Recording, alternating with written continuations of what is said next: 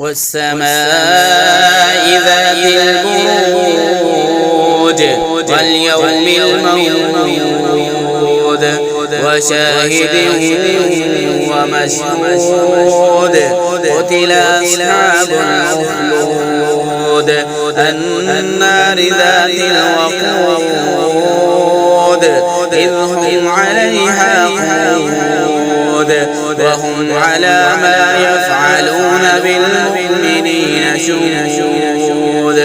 وما نقموا منهم إلا أن يؤمنوا بالله العزيز الحميد الذي له ملك السماوات والأرض والله على كل شيء شهيد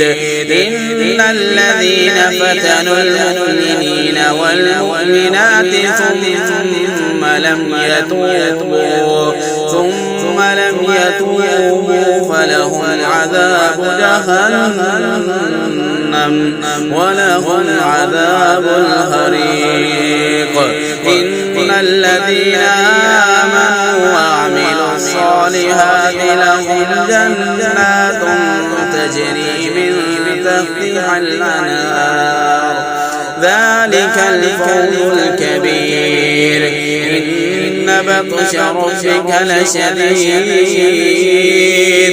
إنه هو يبدئ ويعيد وهو الغفور الودود ذو العرش المجيد فعال لما يريد هل أتاك حديث الجنود فرعون وثمود بل الذين كفروا في تكذيب